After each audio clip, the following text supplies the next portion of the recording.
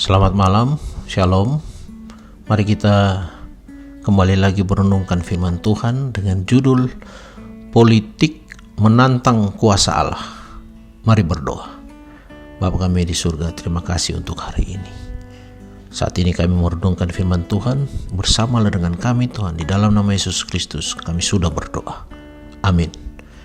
Ayat renungan diambil dari Kisah Para Rasul 4 ayat 29. Firman Tuhan berbunyi, "Dan sekarang ya Tuhan, lihatlah bagaimana mereka mengancam kami, dan berikanlah kepada hamba-hambamu keberanian untuk memberitakan firman-Mu."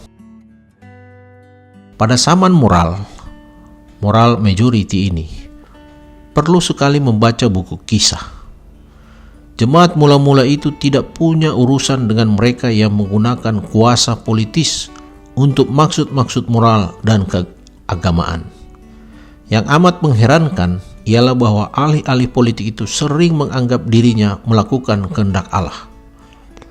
Perhatikan pemerintahan sipil pada zaman itu. Buku Kisah sering menyebutkan orang-orang Herodian, suatu kelompok yang bengkok. Herodes besar melancarkan pembunuhan terhadap bayi-bayi yang tidak berdosa untuk memastikan bahwa Yesus turut terbunuh, yaitu raja yang baru lahir itu. Gubernur Herodes merampas Herodias, yaitu istri saudaranya. Ia pun memasukkan Yohanes Pembaptis ke dalam penjara serta memenggal kepalanya. Pada saat jemaat mula-mula itu mulai bergerak, seorang Herodes lain berkomplotan dengan penguasa bangsa Yahudi agar mendapat dukungan dari mereka. Ia menyuruh memancung Yakobus, anak Sabdi, dan untuk memperbesar popularitasnya, ia memasukkan Petrus ke dalam penjara dengan rencana membuatnya senasib dengan Yakobus. Petrus lepas dan menyembunyikan diri dari orang tangan besi ini. Jemaat pertama itu melihat di dalam nasib Herodes yang keji itu, nasib yang pantas bagi setiap penguasa yang bersekongkol dengan badan keagamaan untuk menghancurkan pekerjaan Allah. Herodes mengenakan pakaian perak. Orang Yahudi meneriakkan bahwa ia berkata-kata seperti dewa. Ia binasa, dimakan cacing. Kemungkinan ia menderita kusta.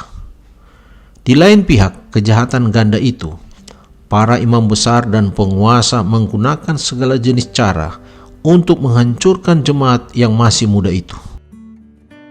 Seorang mungkin berpendapat bahwa pengalaman di buku Kisah itu tidak akan muncul lagi. Tetapi bukan demikian. Dewasa ini orang-orang Protestan dan Katolik tidak segan-segan bekerja sama dengan pemerintah untuk mewujudkan tujuan-tujuan keagamaannya. Tujuan tidak selamanya dapat membenarkan cara yang digunakan. Keadaan zaman moral dewasa ini sungguh menyatakan kehidupan rohani bangsa. Mencari cara hidup yang benar oleh usaha sendiri tidak akan diperkenankan Allah. Ia telah melembagakan kebenaran itu di dalam diri Yesus Kristus. Benarlah kepadanya, maka dengan sendirinya hidupmu akan benar. Kekejaman maksud-maksud yang benar yang diwujudkan dengan cara yang salah sangat merajalela. Satu-satunya jalan untuk menundukkan ego ialah oleh menyerahkan kepada Yesus. Di tengah-tengah pekerjaan si jahat ini, maksud Allah tetap bergerak maju menuju kepada kesempurnaannya. Dikutip dari buku Sejarah Para Nabi jilid 1 halaman 335. Mari berdoa. Tuhan di sorga, terima kasih Tuhan untuk firman yang baru kami dengarkan bersama. Memberikan kekuatan pada kami untuk menghadapi hari-hari akhir dunia ini.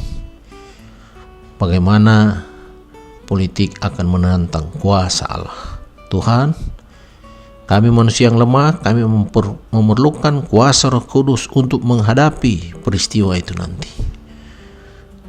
Tuntunlah kami Tuhan agar menjadi orang-orang yang tetap setia sampai Tuhan datang. Bersamalah dengan kami Tuhan malam hari ini dalam istirahat kami. Kadang kami sudah berdoa hanya di dalam nama Yesus Kristus. Amin.